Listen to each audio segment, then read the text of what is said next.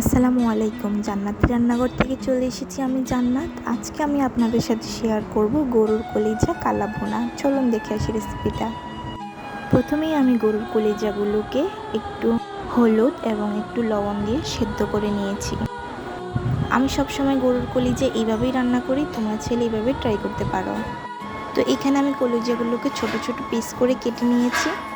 এখন আমি চুলার উপরে একটা কড়াই বসিয়ে কিছু পরিমাণ তেল দিয়ে দিয়েছি দুটো পেঁয়াজ কুচি দিয়ে হালকা একটু নেড়ে চেড়ে নেব।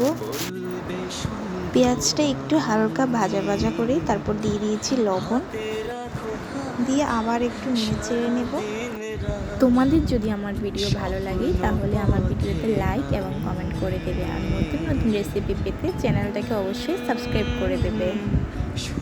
এখন আমি দিয়ে দিয়েছি পরিমাণ মতো রসুন। রসুন দিয়ে আমি একটু ভেজে নেব।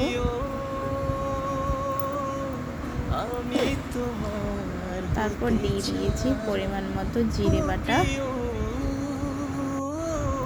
তারপর আবার একটু নেড়ে ছেড়ে নেব। মশলাটা তেলের মধ্যে একটু ভেজে নিলে মশলার ফ্লেভারটা ভালো আসে। এখন আমি দিয়ে দেব দারুচিনি বাটা, তারপর দিয়ে দেব এলাচ বাটা, তারপর দিয়ে দিব আদা বাটা। তারপর একসাথে করে মিক্স করে আবার তেলের মধ্যে মশলাটা ভেজে নিতে হবে। এখানে আমি সবগুলো মশলাই বাটা মশলা দিয়েছি। বাটা মশলা দিয়ে মাংস রান্না করলে অনেক টেস্ট হয়। এই যে আমি সবগুলো মশলা ভালো করে ভেজে নিয়েছি।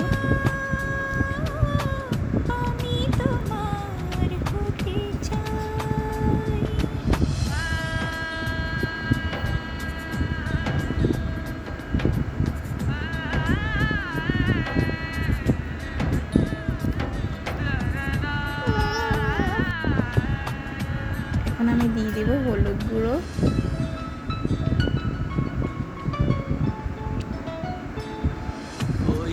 তারপর মিক্স করে নিয়েছি মশলার সাথে। এখন আমি দিয়ে দেব মরিচের গুঁড়ো,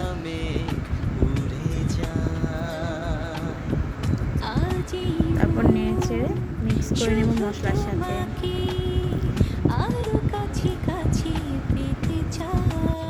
এখন আমি অল্প একটু পানি অ্যাড করে মশলাটাকে কষিয়ে নেব।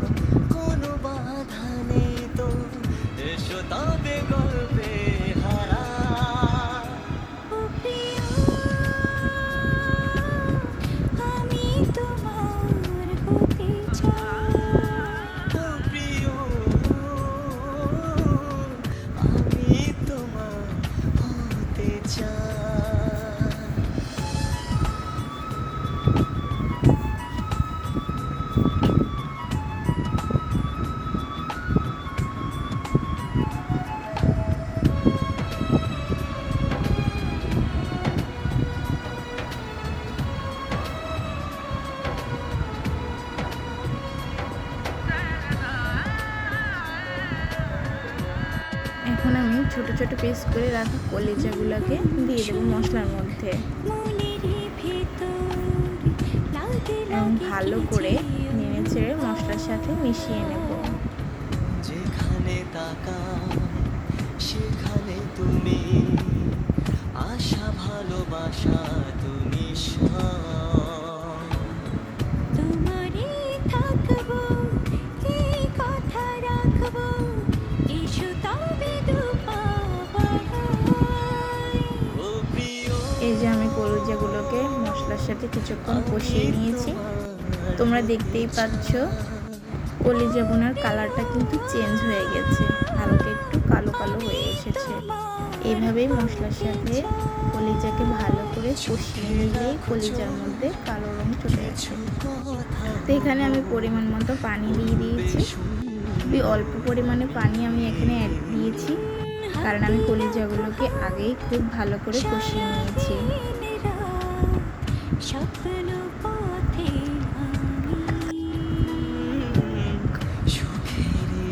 তোমরা দেখতেই পাচ্ছ আমি কতটুকু কলিজার মধ্যে কতটুকু পরিমাণ পানি দিয়েছি।